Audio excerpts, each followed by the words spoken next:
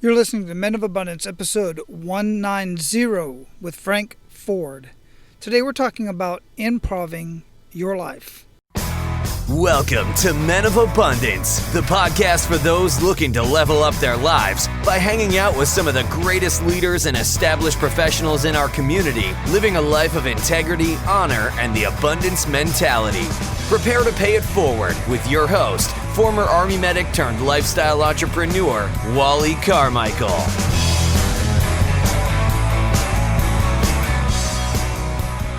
What is going on, Men of Abundance? I am Wally Carmichael, your founder and host of the Men of Abundance podcast, the Pay It Forward community. I am so excited to introduce you to our featured guest today. And we are talking about a very interesting topic because so many people think they got everything put together and then all of a sudden stuff falls apart. What do you do at that point?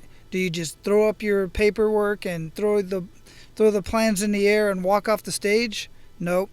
The show must go on. It's time to improv. And that's when things really get fun, as far as I'm concerned anyway. So as you know, many other men and women are going to want to hear this conversation. They're going to want to get in on the conversation. And the men can get in on the conversation, and the women can as well, as long as they communicate and can comment comment on the website at menofabundance.com/190. But men, you can get in on the conversation in our closed Facebook community. And in order to get access to that community, all you have to do is go to menofabundance.com, click on the members only tab, and request access. I will give you access. I got a couple rules, and they're all in there. They're listed there. It's very simple stuff. But I will give you access to the Men of Abundance community so that you can have these conversations. We can have these conversations together as only men can. So go to menofabundance.com and click on the members only tab and request access today. Also, of course, make sure you are abundant in your life today by paying it forward and sharing Men of Abundance with everyone you come in contact with, or at least the ones that you like and the ones that you care about. The ones you care if they get this type of information or not. And don't try to prejudge. You never know who's going to benefit. I have been blown away by some of the contacts and some of the people who have contacted me and said, man, your episode today, your conversation on your Facebook Live in your community, whatever it is, whatever piece of content I put out for that day, somebody will contact me and said, that was right on time. It's exactly what I needed to hear in my life today, and it made all the difference. Man, that is so amazing that I'm able to share these conversations, and you are able to share these conversations as well. And when somebody gets back with you and says, thank you for sharing that conversation with me, I'm telling you, the feeling is simply amazing. So make sure you're abundant today. Pay it forward. Share Men of Abundance with others. Now here's the thing. Have you ever noticed that just when you think you have things, your plan is all laid out, it's perfect, not that it ever is, but you think it's perfect, and something or someone comes along and just requires you to make an on-the-spot change. And you have to think on your feet, and you have to decide what you're going to do at that point. Are you just going to give up? Are you just going to throw your hands in the air? Or are you going to improv? Are you going to make it happen? It's at that point that you may have to improv. You have to either change your plans or at least improv that part of your plan. This is life, guys. This is the way things go. Things are going to go wrong. And what do you do at that point in time? Well, that's what Frank and I have the conversation about today. Our featured guest today, Frank Ford, had a successful career in the entertainment industry for the last 25 years and is one of the founding members and owner of the 4-Day Weekend. It's a comedy institution in Texas. He has also studied at the renowned Second City Conservatory in Chicago and taught advanced improvisation classes at the 4-Day Weekend Training Center. As a professional actor, Frank has appeared in numerous commercial spots, television shows, and films. In addition, he has received critical acclaim for his original comedy revues, comedy album, short films, and acting roles. Over the years, Frank has been recognized for his writing, including the sale of an original television comedy to 20th Century Fox. Also, Frank has recently finished writing a feature film which was a top 10 finalist in the Final Draft Big Break screenwriting contest. Currently, he is in the process of publishing his first book entitled Happy Accidents. Actually, that book is already published. I've got it on my desk right here. This book teaches people how to use the philosophy of improvisation in a positive way to enrich their lives. In addition to performing in over 5,000 shows and working with Fortune 500 companies throughout the world, Frank is also a very popular keynote presenter on the speaker circuit. Men of Abundance, it is my pleasure to introduce you to Frank Ford. Frank, welcome to Men of Abundance, brother. How you doing? I'm doing very well. Thank you so much for having me on. Man, it's my pleasure to finally get you here. Where are you at in the world? I am in Dallas, Texas, or Dallas-Fort Worth. I'm in the Metroplex in Texas. Yeah, I've only been through Dallas. I've picked up a vehicle there once or twice and through the airport, but I've been all over Texas, man. I've lived in Texas probably 6 or 7 years total. Wow. Yeah. Whereabouts did you live in Texas? I've lived in San Antonio for almost a year. I lived in El Paso for 4 years, and then I was in Killeen. Well, I should say my family was in Killeen for 3 years. 1 year of those 3 years, I was actually in Iraq. But yeah, Killeen was my least favorite of all the places I've ever lived in my entire life. Yeah. Oh my goodness. Yeah. I can't say that I've been to Killeen. San Antonio I've been to, but that's a great city. Yeah, I love San Antonio. San Antonio is one of the top 5. Yeah, it's great. Yeah. And and I know I personally know some people that love Killeen, man, and more power to them. I dig it, but yeah, they can have it. Yeah. Yeah. So anyhow, before we get too much into our conversation, I like to start the show out with an attitude of gratitude, man. What do you have to be grateful for today? Oh, I got to tell you, I'm really, really happy that I get to do what I do for a living. It's so funny that I'm doing this interview today because yesterday we were at our new theater in Dallas. We have our first theater, which is in Fort Worth in Sundance Square, and we're opening a brand new theater in Dallas, and it's the second theater that we're opening. And I was there last night with everybody, the students, and there's still construction stuff going on in the new theater. And so all the lighting isn't there. We don't have the sound yet. So there's dust everywhere, on the floor. And there we were with the new cast in this building that's being remodeled for opening, and in the dark for the most part. But we were rehearsing and trying to work on the show, and the musical director was playing with the little power that we had.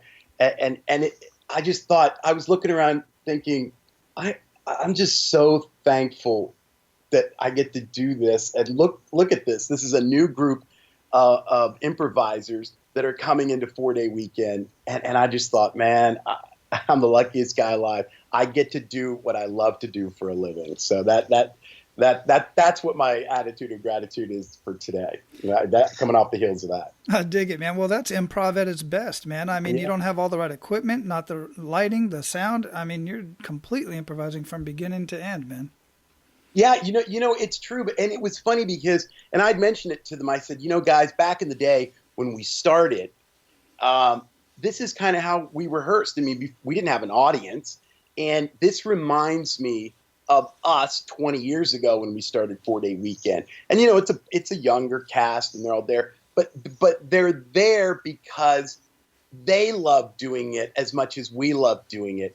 And they're willing to come out, for 2 hours and rehearse, in a partially lit, theater that's still under construction because they're passionate about it. And, that's just something that, you can't teach people passion. There's some intangibles that people have in life, and you just can't teach them that. And be around those people that have that kind of an attitude, they want to be there. It's that old motivational poster, I don't have to go to work. I get to go to work. Mm-hmm. And that's the way we really feel. We feel like, oh man, I get to go to work. And here was this young cast, man, just, in the theater, down and dirty, just rehearsing improv. And we were all there because even today, after I've done, 25 years in the business, 20 with 4-day weekends, 6,000 shows later, I still love it. And they do too. So it was really cool. Well, just like everything else in life, it's important to go back to the basics and truly start from the basics. And you're taking a brand new team that is starting from the basics, just like you guys did, and they're going to appreciate it that much more as the theater progresses, the technology comes in, and all that kind of stuff. It does make it a little bit easier. But when all things fail, because they do, they can just continue on with the show. Yeah, right. Yeah, at the end of the day, we have a lot of production value in our show. I mean, we have this beautiful 212-seat theater in Fort Worth, and we have a projector and a technical director and lighting and sound cues and this, that, and the other. But when we started, improvisation, all we needed were 3 Quaker chairs on a stage, and not even that, just a stage, and not even that, maybe just a floor. And we would practice and rehearse wherever we could because it was just improv. And there were many times that we would just find spaces around the city to just meet at, and then with nothing, we weren't performing for anyone. We didn't have the theater, but we just believed in the craft so much and the philosophy of Yes and so much that we were willing to just go somewhere and meet and rehearse and exercise. And that has translated into what it's become today. But yeah, we didn't need any of that stuff. It was just, you can improvise without anything. You just need a couple of other people and go to town. And, I like to translate that into other parts of our life as well, Frank. Everybody, so many people, they want to wait for that right, perfect time. They want to have that perfect gym membership and have a nice, clean, amazing gym with all the proper equipment. And, same thing with relationships. You got to have the right kind of money. You got to have the right timing. Everything. And it all comes down, again, it just comes down to the basics. If you truly want what it is that you want, then you're willing to get started where you're at right now, right this minute, right this second. You don't need all of the extra equipment and all the perfect timing and all the money and all that kind of stuff. May I share a quote with you that I love, and you'll love it. And it speaks to this exact thing. Most people go through life thinking, oh, man, if everything would just go perfect and fall into place, I would finally find peace. But the other side of that is, if you find peace, everything will fall into place.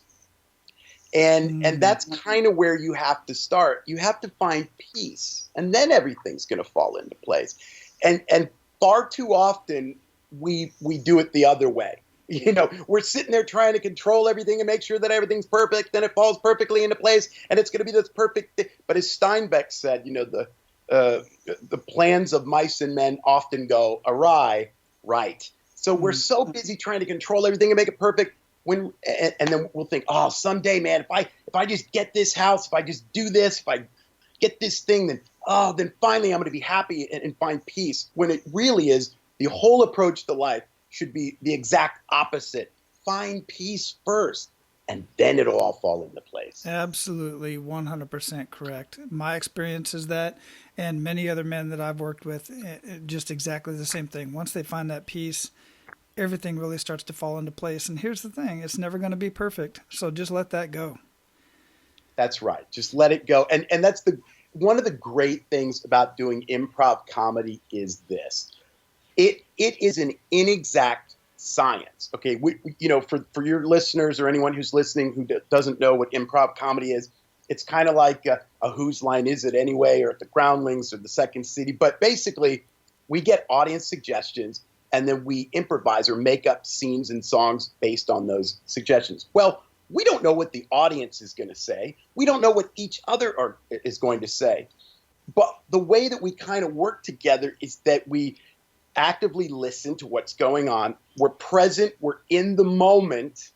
And then we're positive, forward thinkers and accepting of ideas with the yes and philosophy. Now, you can take everything I just said and apply it to your life. It doesn't have to be an improv scene on stage.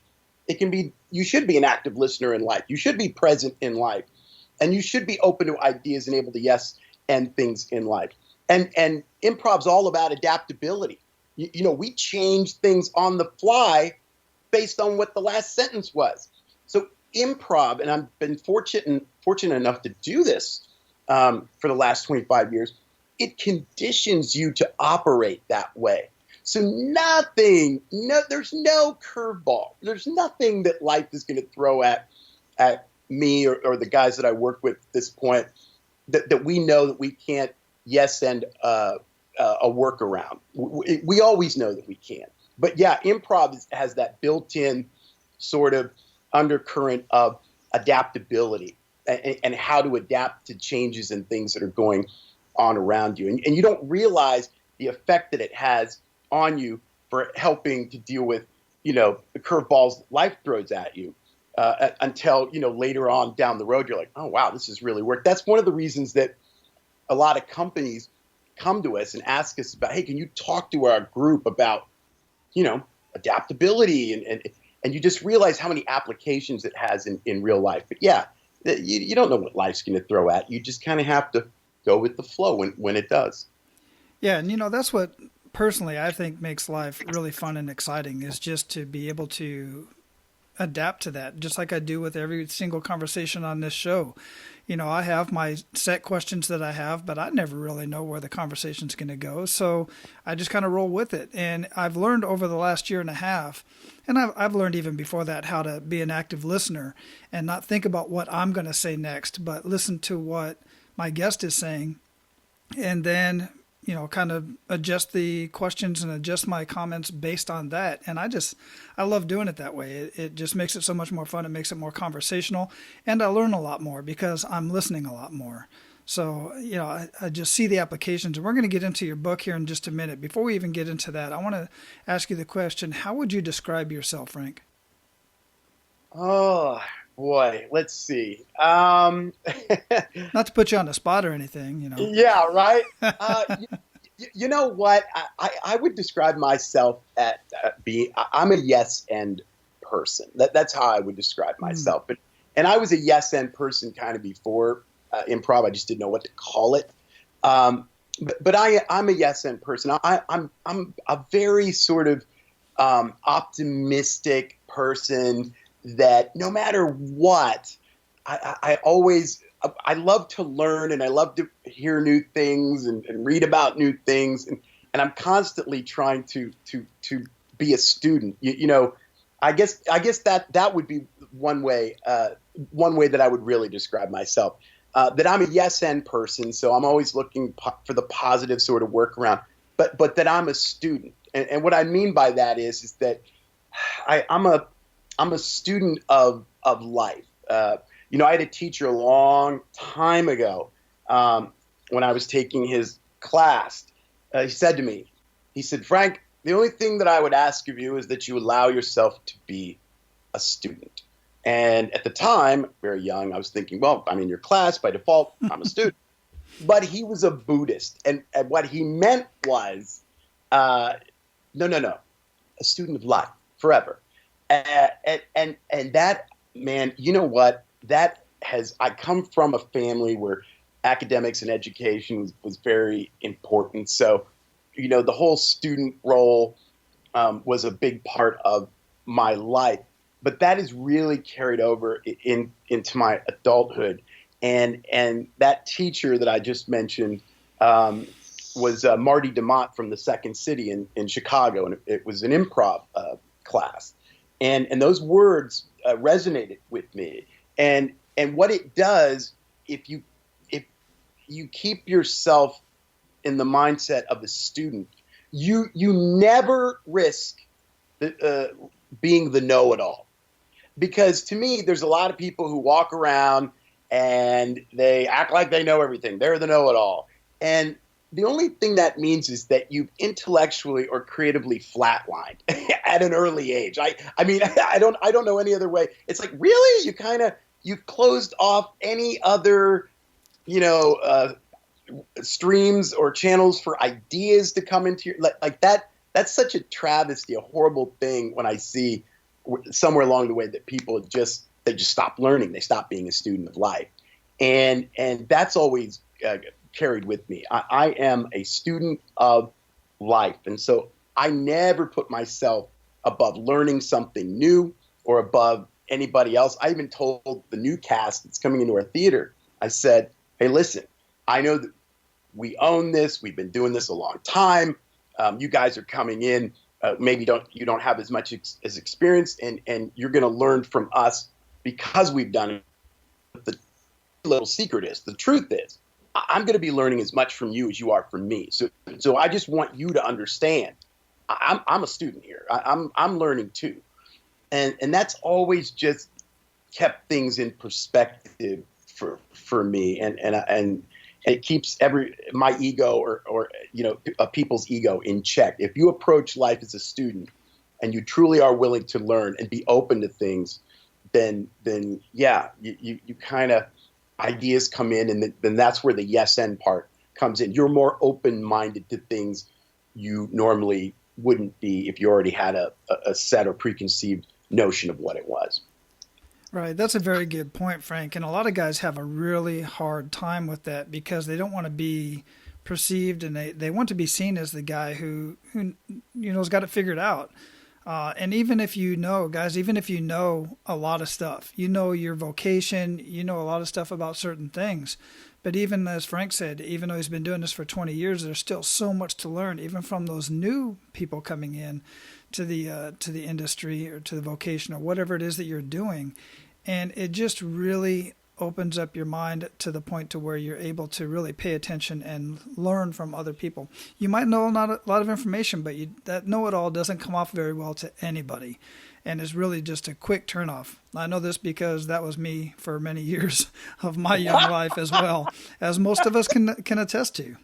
Oh yeah, I mean, look, we've all had those moments, where your ego or pride gets the best of you and you think you know everything. But the truth of the matter is, especially today, as you get older, as you get wiser, hopefully you get more Socratic in your beliefs. The only thing I know is that I don't know anything, right? Exactly. So you've got to embrace that because, yeah, man, there's so much to learn. It's just, I hate to see people, whether it's in their 20s, 30s, 40s, 50s, even 60s, where they've just shut off, learning new information. It's like, oh, that's a shame. God, there was so much more to learn. Absolutely. So, yeah. Being in theater and being in that industry, it is a completely unforgiving industry. And I know this because I know a lot of people in the industry, just as many others. But I'm sure along the way, professionally and personally, you've had just a few kick in the gut moments. Oh, and yeah. I bring this up, Frank, because, and all the other listeners out there who are new to the show, I bring up this kick in the gut moment because we all have them. But it's what you do after that. It's what you do with that kick in the gut moment that really determines if you're going to move forward or not, and continue to pay it forward in the community or start paying it forward in the community in a lot of cases. I'd like for you to share one of those kick in the gut moments with us and really make us feel that. All right. So, yeah, let me think. Yeah. Okay. Here was a great kick in the gut moment for the members of 4-Day Weekend. So, the year is 2008, and we are on a corporate gig with a company that makes banking software. So all of us were there. My partners, David Wilk and David Ahern, who are business partners and also co-authored the book. So we're at this corporate event, and the headline of the paper the day that we get there was Lehman Brothers collapses. Now, that's right. 2008 was the financial collapse, right? And we're on this corporate gig for a banking software company when that news hits. Well, we get through the gig and we get back home, and lo and behold, there was all kinds of articles about, the taxpayers bailing out these businesses. And there were some businesses that were in the paper about having lavish parties at their corporate events, right?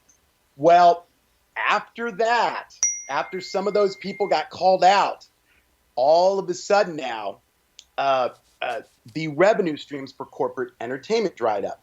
And just to give your listeners some context here, when we first started, our show was, we did live shows for the general public, and we got money from ticket sales. And then we added a bar, and we got money from ticket sales in the bar. And then we added a training center. We got we got money from the ticket sales, the bar, and then the classes in the training center. And then after a few years, we had added an arm of 4-Day Weekend Comedy, which was the corporate entertainment arm.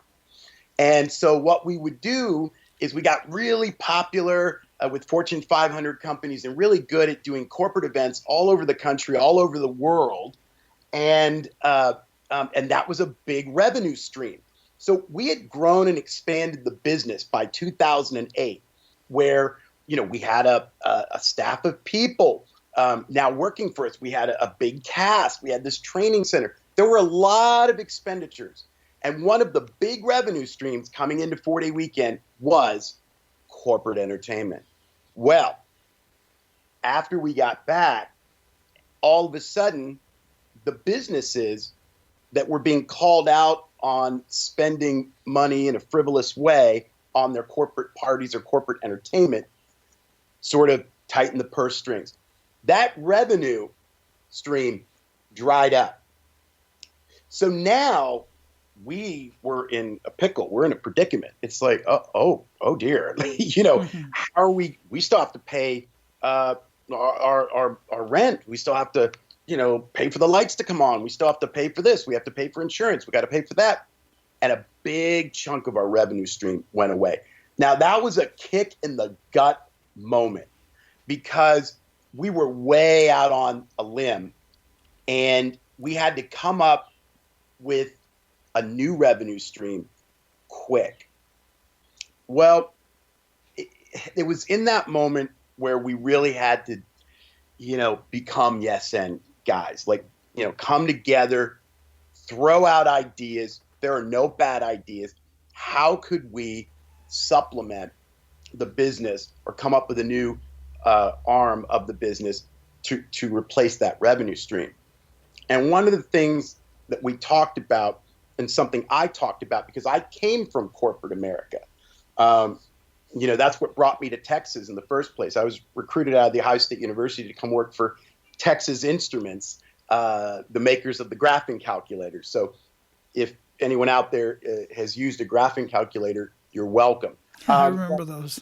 But I knew that in corporations, there wasn't always money for corporate entertainment. However, there was always money for continuing education. And that's where we kind of were able to switch the business and change it to being continuing education. And that is the keynote. That became the keynote that became the book that led me to talking to you today. Yeah. So, even as kids, just as with children into our adulthood, some of the best forms of education are also entertaining, so that we retain it that much better when we make the education entertaining and we enjoy what we're learning. That's right. That's exactly right. Yes. And so, but it was semantics for the corporate world, right? Because, they were able to justify bringing us in as speakers, motivational speakers or keynote speakers. That was in line. And I know from working at Texas Instruments that, there was always money for that. But yes, we were able to very quickly, they say necessity is the mother of invention. Mm-hmm. Well, we were able to very quickly say, okay, well, let's take what we were teaching in our training center to students. Let's mold it a little bit and package it for corporations because the same rules still apply. And I got to tell you, it was a lifesaver. But once we threw that idea out there, nobody questioned, everybody was just like, let's do this. Let's yes and this. Yes, let's put a keynote together. Well, it became the fastest growing part of our business. Even today, it's like gangbusters.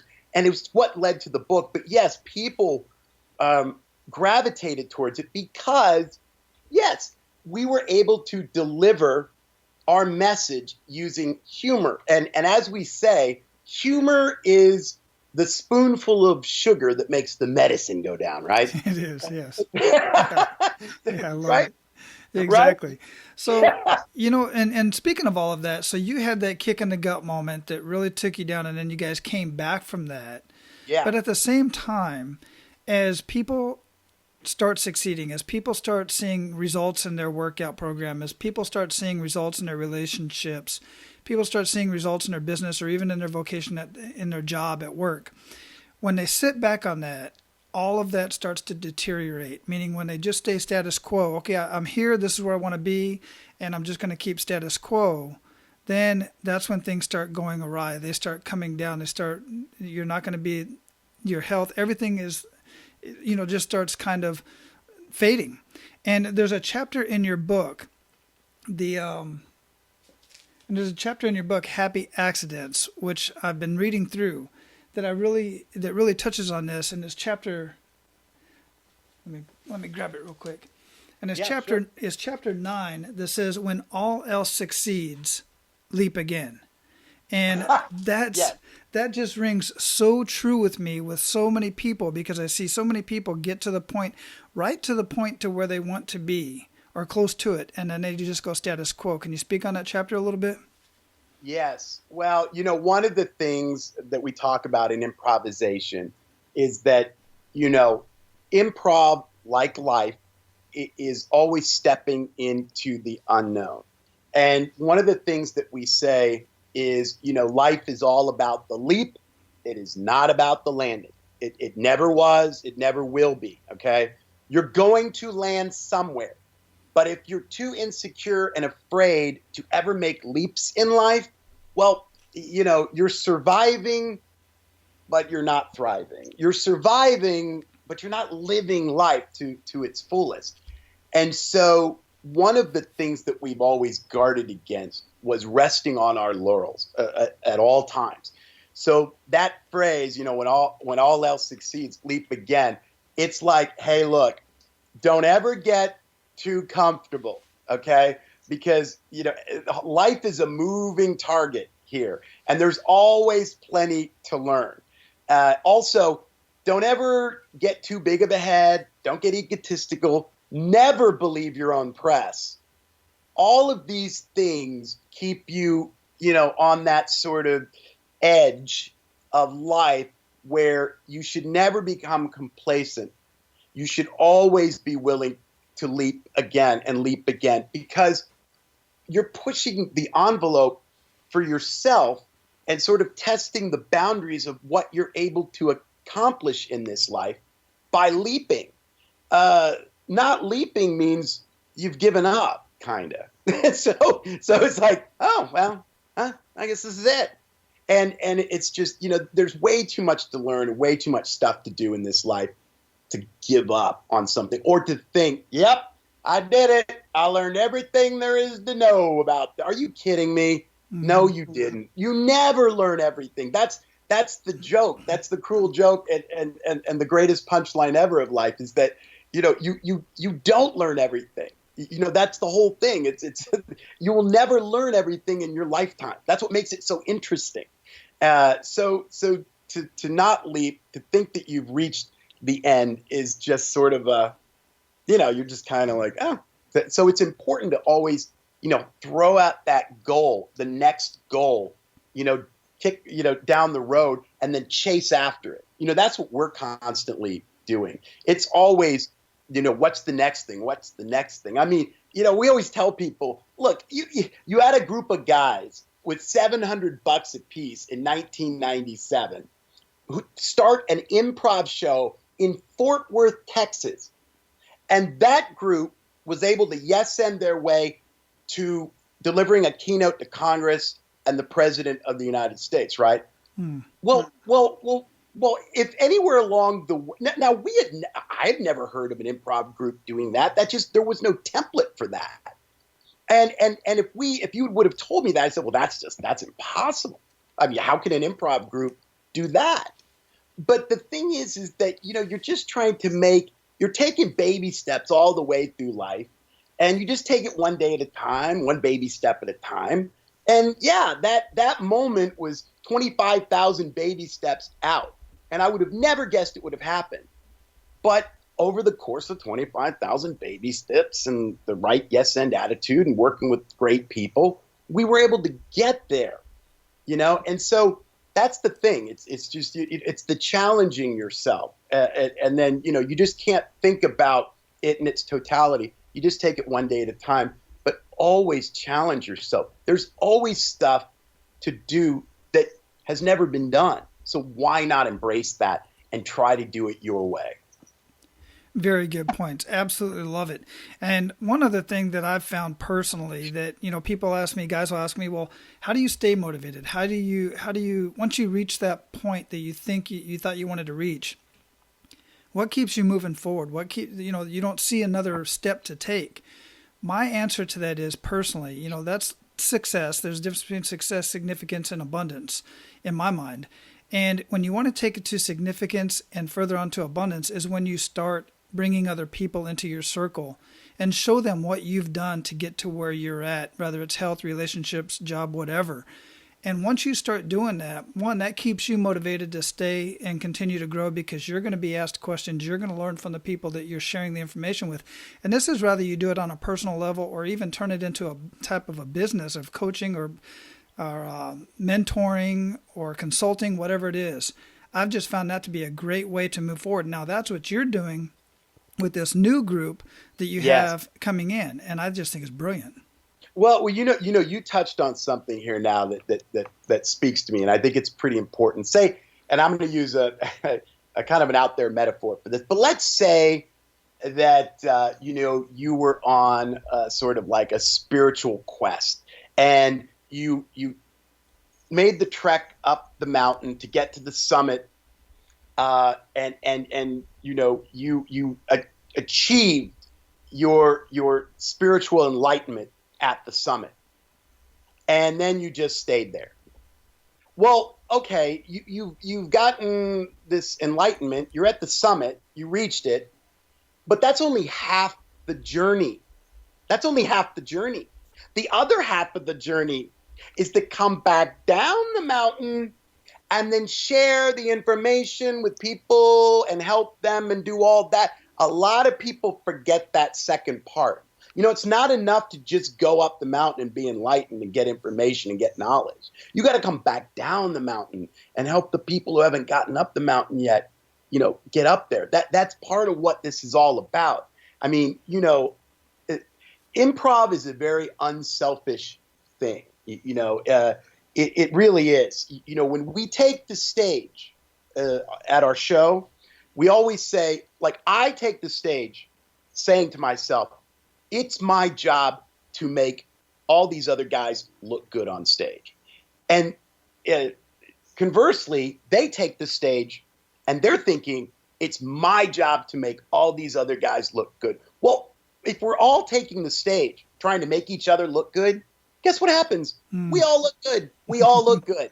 And the training center is to help people understand that philosophy. So yes, this new cast, the students that come through our training center, it's very important to share the knowledge with other people and to help them do things in their life to get to their goals. And then, the byproduct of all of this that we're doing is humor and laughter. And we always say that the service we're providing to our fans, our audience, is laughter, that we heal through laughter. Mm-hmm. And we just always want, I want other people, in our book, that was one of the things that we wanted to really share with people. It's like, look, man, I know it can be tough. There's a lot of stuff out there. There's a lot of obstacles and negativity. We're trying to teach you how to be a yes-and person or company in a no-but world. I get it. But it is possible. And so, yeah, the book was really an extension of us trying to share our knowledge and reach out to people that aren't living in the Metroplex and don't have an opportunity to come to our show or go through our training center. That was our way of sharing this positive message with more people across the country. But yeah, it's because we felt, wow, we're so lucky. We love what we're doing. I love doing it with the people I'm doing it with. It's a successful business. I want everybody to know that they can do this. That was kind of our reaching the summit and enlightenment moment on the mountaintop. And the book and the training center and the new cast is our journey back down to help other people out along the way. Absolutely amazing. I really love it. So, Frank, we're at the point where we're going to pay it forward to our abundant leaders. You ready to do that, man? You bet. Outstanding. So, share 1 to 3 actionable steps that men of abundance can take today. All right. I would like your listeners to try saying yes and versus no or no but or yes but in your life. Just try it out. So maybe you're inclined not to do something. But for the purpose of this, say yes to it. Just see where it goes. Just say yes. Just be a yes person. Would be one of the things that I would do. It doesn't cost anything. It's free. Just try saying yes to more things in your life. Maybe even keep a journal about it. See what happens. Because if you say no, you have the illusion of control, but you eliminate a lot of possibilities. If you say yes to things, yes, you relinquish control, but you open the door to all kinds of possibilities. So being a yes and person is something that I would ask them to do. And then the companion piece to that as an improv is be an active listener. Be aware of what is going on around you. A lot of times opportunities come your way and we blow right by them, doing 100 miles an hour. They're there. The opportunities are there. You just need to be aware and actively listen and see what people and hear what people are saying and be aware of the surroundings around you and take advantage of opportunities or things that you might otherwise have overlooked just because, you weren't listening. The universe is speaking to you. People are speaking to you. Listen. Be an active listener in this life. Those two things are a really big component of what improv is about. And then the other part is, just be the most loving, compassionate, empathetic person that you can be. Yeah, very powerful action steps. Thanks for sharing that. In addition to that, I know you got a lot of daily habits. What daily habits make the biggest impact in your life? Oh, you know what? I'll tell you one thing that for me personally, that was a life changer. And people always talk about it, but they really don't find time to do it. But there's always time to do it. Meditation. If I could tell your listeners to try doing one thing, yes, you should eat right. Yes, you should exercise. Of course. Meditate. Just meditate. I'm not saying be static, but be still. Find the stillness every once in a while. Meditate. There is a calming effect that meditation has for you, within you. And it levels everything out. There's a lot of white static and noise going on in the world around us, a lot of bells and whistles going about to be. Just meditate and all that stuff quiets down, slows down. That is something that I do daily, and it has greatly impacted my life. And of all the other things I could recommend, meditation would be at the top. Yeah, it's a very, very important part of my day every single morning. And sometimes throughout the day when things are just going on, I just sit down in a quiet place and just, get out of my own head. And so much, just the answers come to me. It just works out that way. Yeah. Yeah. You do realize that I'm talking to a yes and person right now. I mean, you really are. Absolutely. A yes and person. I love it. And the fact that you meditate, that's part of your, yes. It makes a huge difference, doesn't it? It does. It does. Before I even pick up my phone in the morning, before I do anything, I do my, morning necessities that I got to do first thing in the morning, drink a tall glass of water, get the coffee brewing, and then I sit down and I just block everything else out and try not to think about too much. And I just concentrate on my breathing. I've done it various ways throughout the years.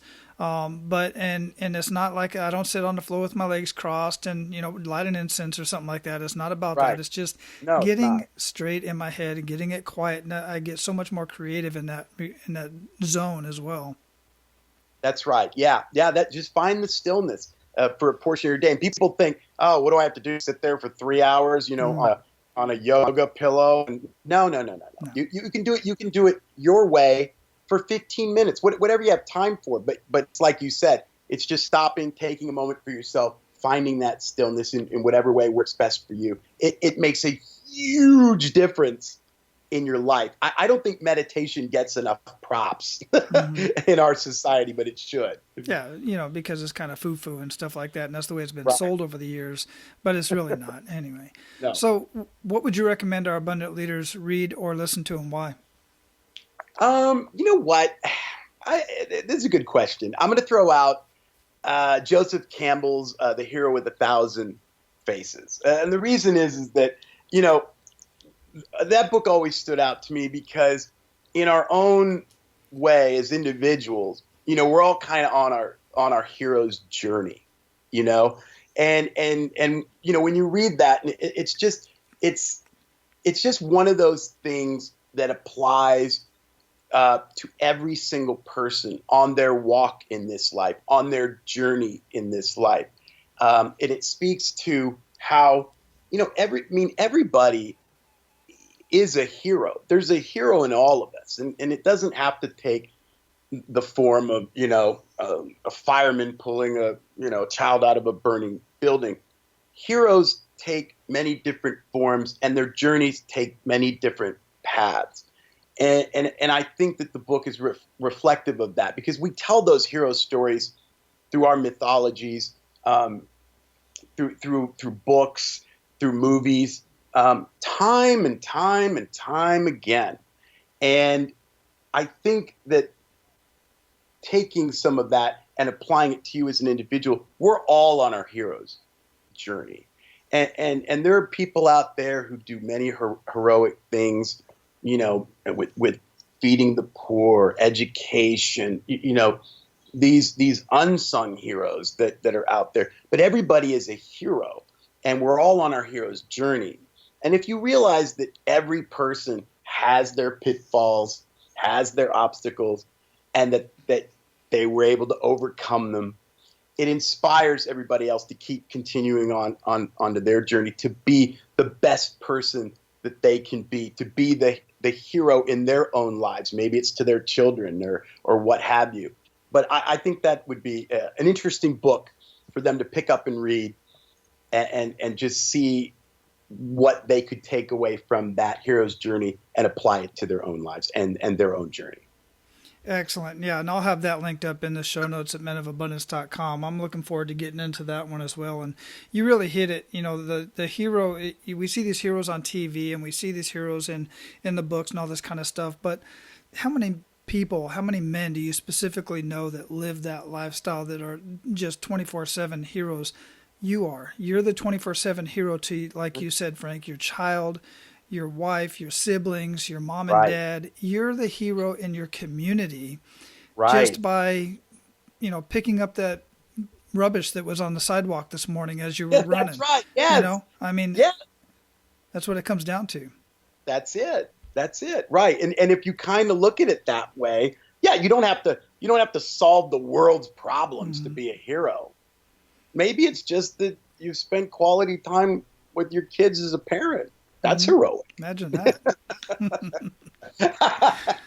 So what do you feel holds most people back from living a life of true abundance, Frank? Oh, fear of the unknown. Fear keeps people from doing so many things. You do not want to live a fear-based life. You just can't. And I think a lot of people, play things safe. They don't want to take chances. And, it was Henry David Thoreau who said, most people live their lives in a form of quiet desperation. And then the addendum to that was, and go to the grave with a song still in their heart. Mm-hmm. Well, the song still in your heart is that true abundance. And the quiet desperation is the living a life that you really didn't plan on or want to live, but you were too afraid to try this or to try that. But it goes back to what I said earlier. It's all about the leap. It's not about the landing. It isn't. It's not about the landing. Don't worry about the landing. You're going to land somewhere. Yeah, the final destination nobody really wants to get to, because the fact is none of us are getting out of this alive. That's right. No one's getting out of this alive. Yeah, that's Exactly. true. Yeah. So what does living a life of abundance mean to you, Frank? Oh, living a life of abundance to me means, because of getting to do what I love to do, and because I have such great, family, I have my fiance, whom I love very, very much. She's incredible. My business partners and my fellow performers and cast members, getting to do what I love to do is a form of abundance for me personally, but I also derive a lot of joy knowing that what we do is positively affecting those around us. I know that we are a positive thing, and I am a positive person. Now, I'm very thankful and I am very grateful for everything, and I wouldn't change anything, with all the ups and the downs that we had or I've had in my life. Everything had to happen exactly the way that it happened for me to get where I am today, talking to you here. So I wouldn't change it, because otherwise this would not have happened. And to be able to be in a place in my life doing what I love to do with the people I love doing it with, and learning from them as much as they learn from me, and having a positive effect on those around me, man, I don't know. It doesn't get any better than that. I'm very thankful and I'm very grateful for everything.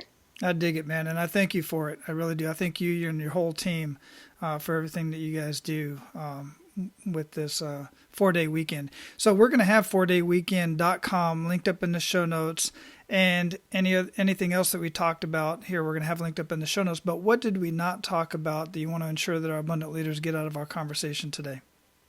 Well, if they're interested in learning more about some of these philosophies, the yes and philosophy in particular that I'm talking about, they can either go to our website at 4dayweekend.com or go to amazon.com and buy a copy of our book, Happy Accidents, The Transformative Power of Yes and at Work and in Life. And within there, we kind of talk about our journey, when we made mistakes, when we did things right, what we learned from those mistakes.